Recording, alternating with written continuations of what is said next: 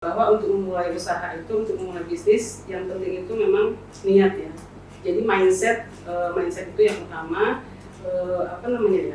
Kita ketika berusaha kita ingin memulai bisnis gitu. Nah, kita harus memuatkan dulu nih tujuan kita apa gitu.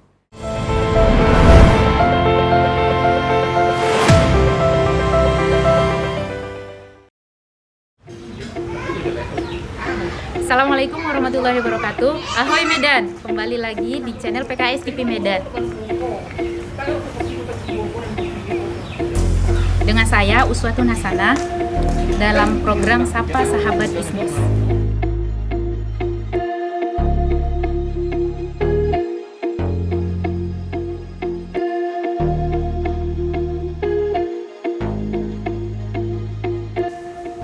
Assalamualaikum. Iya, ini dengan Ibu Laila, ownernya Mi Razati. Nah, langsung saja ya Bu, kita bincang-bincang dengan ownernya ya. Sudah bersama dengan ownernya Mi Razati. Nah, sebelumnya kita izin untuk buka masker dulu ya.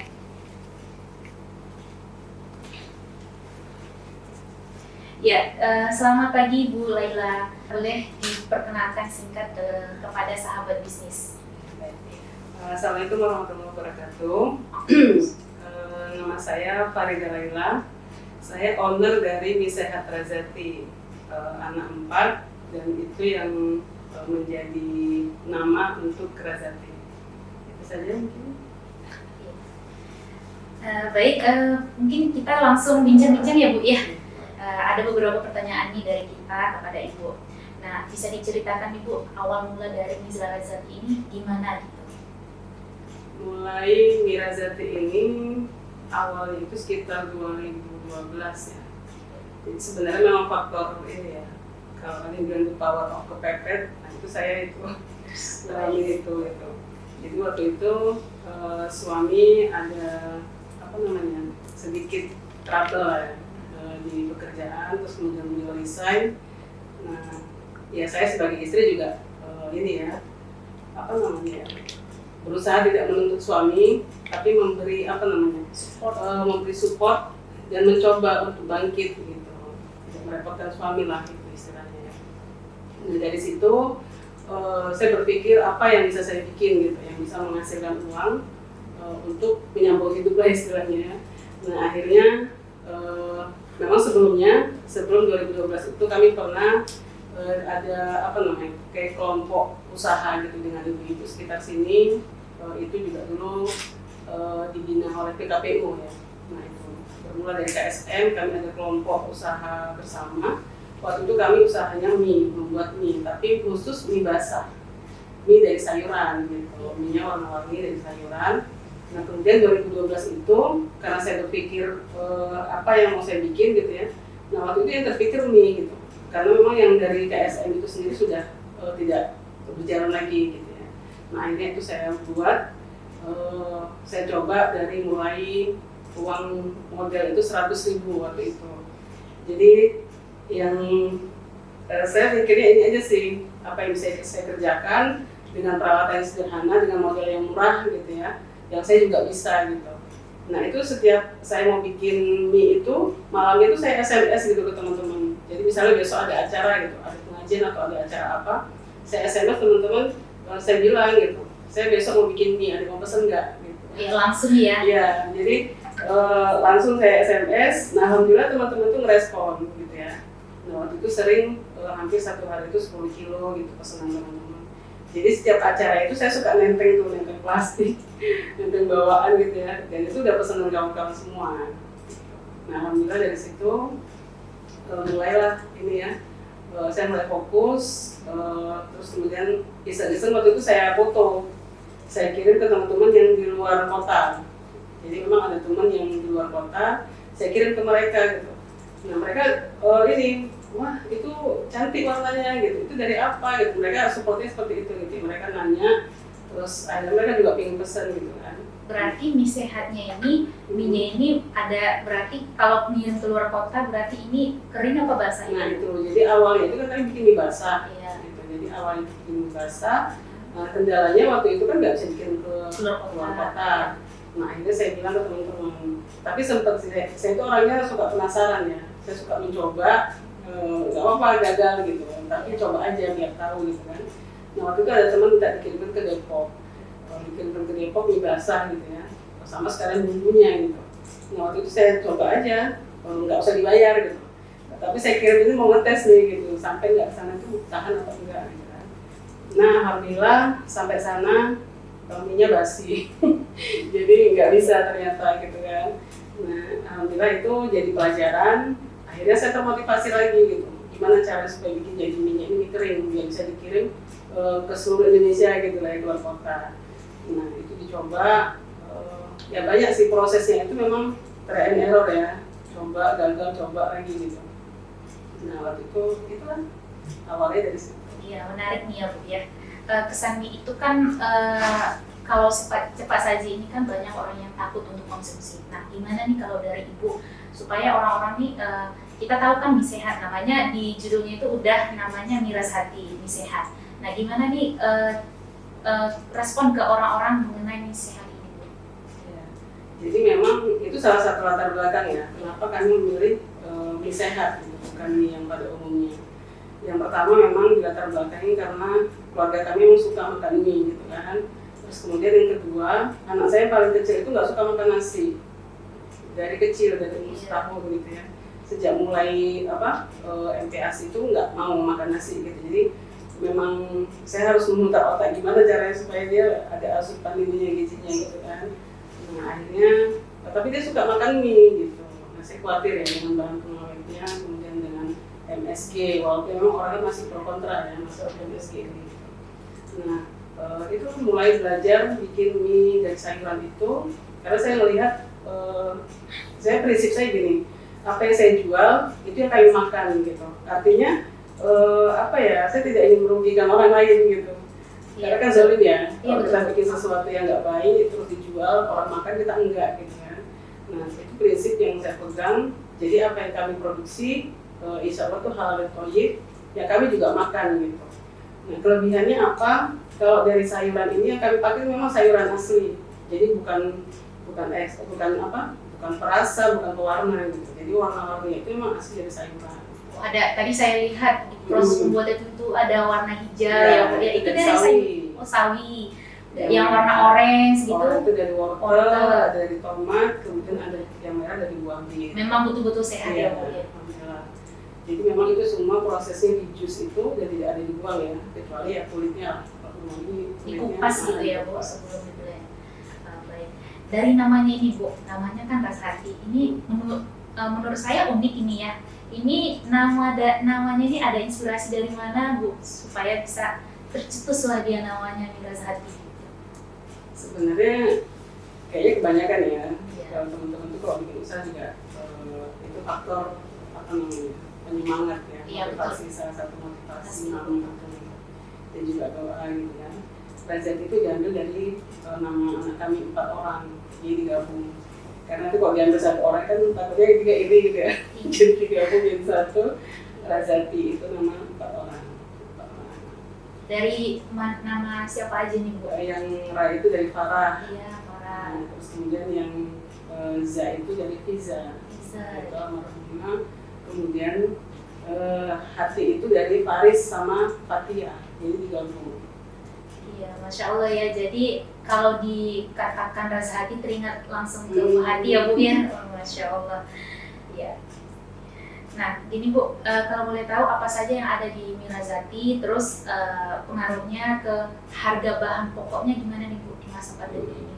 Ya, jadi memang kalau Razati ini tadi kan awalnya dari mie basah ya. Nah memang saya itu orangnya suka berinovasi gitu. Udah bikinnya ini coba lagi gitu. Nah sekarang udah sekitar ada 8 jenis, 8 varian. Dari mulai mie basah, kemudian mie instan. Mie instan itu mie yang dikeringkan tadi ya. Langsung sama dengan bumbunya? Iya, sama dengan bumbu. Kemudian waktu itu kami masih ada 2 produk itu. Tapi kemudian saya melihat ada peluang. Ketika kami bakar mie basah itu, mie kering yang instan tadi, kita suka ada yang hancur-hancur tuh. Nah itu banyak gitu kan. Nah waktu itu saya kumpulkan dalam satu plastik besar gitu. Terus saya mikir, oh ini kalau dijual mungkin bisa ada ini juga gitu kan, menghasilkan gitu. Akhirnya saya coba tawarkan ke teman-teman dengan harga yang lebih murah.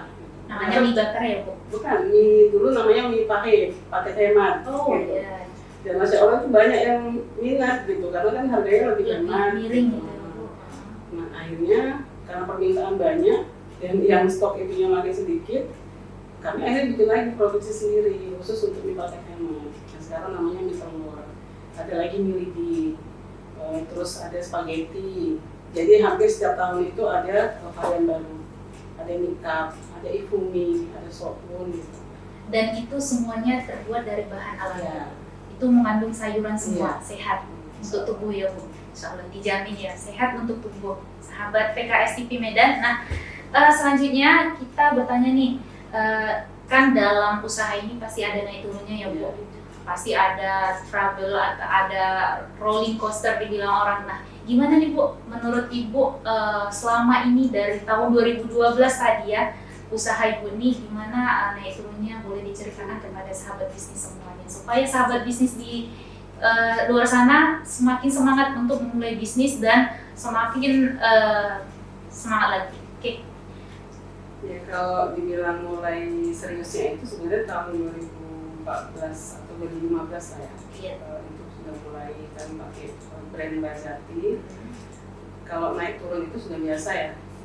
Kalau kita untuk memulai usaha itu memang harus berani mengambil risiko itu. Ya dinikmati aja sih. Dijalani, dinikmati. Masih ada ya Bu ya? Pasti ada. Dinikmati ya. Karena prosesnya itu sangat membuat kita menjadi semakin semangat ya Bu. Ya. Dan naik turun down itu pasti setiap usaha itu pasti ada. Cuman Ibu dinikmati aja. Nah, gimana nih Bu menyikapi Ibu dalam naik turunnya ini? Kalau yang namanya usaha itu pasti naik turun ya. Ada saatnya penjualan naik, ada saatnya turun gitu. Nah kalau saya sebenarnya dari awal memulai sampai sekarang itu sudah bolak-balik ya mengalami itu gitu. Apa namanya? Ketika ya kalau saya sih yang saya lakukan itu ya nikmati aja gitu. Kalau kita berani memulai, artinya kita sudah tahu resikonya. Pasti sudah seperti ini gitu. Saya kemarin sempat baca ini juga ya, ada sebuah apa namanya kata-kata motivasi. Jadi banyak kesempatan untuk berhasil itu orang banyak yang siap untuk berhasil, punya kesempatan yang sama. Tapi tidak semua orang tuh punya nyali untuk gagal gitu. Jadi artinya ketika kita penurunan penjualan itu misalnya ada penurunan, kalau saya memang perlu waktu untuk mengevaluasi diri gitu. Artinya apa nih yang salah gitu, apa nih yang kurang gitu ya. Nah biasanya saya suka ini mencari-cari mengevaluasi dengan karyawan gitu ya, apa yang belum dilakukan misalnya. Terus kemudian ketika misalnya lagi down gitu, nah saya suka ini sih melihat ketika ada penurunan misalnya gitu ya di penjualan kami. Saya berusaha untuk tidak menyalah-nyalakan siapa-siapa, tapi lebih melihat ke diri sendiri gitu ya. Jadi memang kan ada sebuah ini ya, kalau ada sebuah organisasi misalnya, ketika organisasi itu tidak benar gitu, yang salah pertama itu adalah leadernya gitu, yang ditanyakan leadernya gitu. Nah di sini kan saya sebagai ownernya itu yang memang bertanggung jawab gitu kan. Ketika ada penurunan berarti ada nih sesuatu yang kurang pas gitu. Nah saya saatnya waktu itu evaluasi, kemudian belajar lagi, kemudian melihat apa yang bisa dikerjakan peluang berikutnya gitu untuk diperbaiki. Nah saya biasanya kayak gitu. Jadi kalau kemarin tuh sempat sejak pandemi inilah memang terasa ya. Jadi memang ada beberapa orang karyawan yang ada yang dirisenkan, ada yang mereka resign sendiri gitu. Karena kesadaran mereka mungkin melihat kayaknya kok saya bebannya banyak nih gitu, sementara penjualan sepi gitu, mereka akhirnya mengundurkan diri gitu. Tapi mereka melihat ini, jadi kalau misalnya pun nanti Razati ini naik lagi, ya mereka siap bantu lagi gitu. Ya, berarti memang Ibu sama karyawan sudah dekat ya Bu ya? Ya alhamdulillah, jadi memang kebetulan kan dari awal dulu Razati ini ada gitu ya, saya memperdayakan ibu-ibu sekitar sini. Jadi tetangga-tetangga gitu, ada yang saudara juga gitu, seperti itu sih. Ya memang ya harus siap mental ya ketika kita sudah ingin berusaha, membuat usaha gitu. Ya kita sudah harus menyiapkan mental dulu bahwa ya, jalan itu nggak akan terus naik gitu. Jadi kayak grafik itu dia ada naik, ada turun gitu, bahkan ada stagnan lurus saja gitu. Nah, baik, selanjutnya Bu, boleh nih kasih motivasi kepada sahabat bisnis. Gimana motivasi Ibu nih kepada kita yang mau mulai bisnis? Ya, baik. Sebenarnya kalau pengalaman saya ya, kalau saya memang mengalir aja gitu. Jadi tadi awalnya memang karena kepepet di awal gitu, kemudian akhirnya saya menjalani dengan fokus gitu. Tapi kesininya saya makin belajar bahwa untuk memulai usaha itu, untuk memulai bisnis, yang penting itu memang niat ya. Jadi mindset itu yang utama. Kita ketika berusaha kita ingin memulai bisnis gitu. Nah kita harus menguatkan dulu nih tujuan kita apa gitu. Jadi kalaupun misalnya kita nggak usah ikut-ikutan orang, misalnya lagi tren apa kita ngikut gitu ya. Walaupun sebenarnya itu nggak salah juga gitu, itu untuk mencari pengalaman gitu. Tapi saya suka bilang ada orang misalnya gini, ketika ada teman gitu kan, saya tanya lagi apa nih sekarang usahanya gitu kan. Oh iya ini sambilan begini sambil jualan sambil bikin ini gitu kan. Nah terus saya bilang ini mau diseriusin atau enggak gitu ya. Kalau memang mau diseriusin jangan bilang sambilan karena itu jadi doa gitu ya. Ketika kita niatnya sambilan hasilnya juga akan sambilan gitu. Jadi ya kita memang mindset itu penting ya. Ketika kita memang kalau saya tadi kan memang saya punya ini ya, punya satu prinsip kalau saya bilang kerja itu ibadah gitu. Jadi yang saya lakukan selama ini saya berusaha tidak keluar dari koridor itu gitu. Jadi saya berusaha ingin ya Allah itu ridho gitu dengan apa yang saya kerjakan, itu jadi motivasi juga gitu untuk keluarga gitu. Kemudian kita ingin berusaha memberi manfaat untuk orang lain, itu juga jadi salah satu penguat gitu. Nah makanya untuk teman-teman yang ingin memulai usaha, luruskan dulu deh niatnya gitu, mindsetnya apa gitu ya. Kemudian siapkan mental. Jadi mentalnya itu jangan mental sukses aja, tapi juga harus mental gagal gitu. Karena kalau kita lihat orang sukses, kita jangan melihat dia saat ini, tapi kita harus lihat prosesnya gitu. Dia menjadi seperti ini, pasti panjang jalannya gitu kan. Nah kita sanggup nggak melewati itu. Tapi satu hal memang jangan kelamaan mikir juga. Jadi kalau kita mikirin jadi nggak jadi gitu ya. Ya mulai aja, jangan takut gagal. Kalaupun jadi kan ada ini ya, ketika kita tidak pernah mencoba, ya memang kita nggak akan pernah gagal gitu. Iya betul. Kalau nggak kita berani coba gitu. pasti nggak akan gagal. Tapi kalau dicoba kita siapkan mental ya Bu, mental untuk sukses dan juga mental untuk gagal. Ya, terima kasih Bu atas inspirasinya sangat luar biasa. Mudah-mudahan nanti Mirazati ini tersebar ke seluruh dunia dan membuka cabang di seluruh daerah Indonesia. Amin. Nah, terakhir nih Bu, kita udah masuk ke penghujung acara. Closing statement untuk para pemirsa, sahabat PKS IP Medan, boleh Bu. Jadi berdasarkan pengalaman ya. Jadi kalau kita punya ide, kita punya keinginan, laksanakan aja, kerjakan aja dulu. Jangan kebanyakan mikir, kerjakan, karena dari situ kita akan belajar mana yang bisa kita lanjutkan, mana yang bisa kita ulang lagi, gitu, dievaluasi lagi. Nah kemudian yang terakhir ada pernyataan ya yang mengatakan setiap orang itu punya kesempatan yang sama untuk berhasil, tetapi tidak semua orang punya nyali untuk gagal. Nah, itu jadi mudah-mudahan jadi penyemangat untuk kita bahwa kita harus menyiapkan mental, dan satu hal sebagai seorang muslim kita juga harus semua yang kita lakukan ini semata-mata karena Allah gitu ya. Karena sebaik-baiknya manusia kan juga yang bermanfaat gitu ya. Jadi ketika kita melakukan apapun, ya niatnya karena itu. Baik, terima kasih banyak kepada Ibu Laila sang owner Mirazati dan kepada sahabat PKS IP Medan dimanapun berada. Mudah-mudahan ini menjadi semangat bagi kita, bagi yang mau memulai bisnis dan yang sedang menjalankan bisnis saat ini. Mudah-mudahan dengan mendengarkan tadi pemaparan dari Ibu Farida Laila, jadi semakin semangat dan semakin jaya nanti ke depannya usahanya. Nah, dan jangan lupa kepada sahabat PKS TV Medan, jika ada saran bisnis atau UMKM apa yang selanjutnya kita liput, boleh komen di kolom komentar ya. Dan jangan lupa untuk like, comment, share, dan subscribe, dan bagikan video ini jika bermanfaat. Wassalamualaikum warahmatullahi wabarakatuh. Terima kasih, Bu.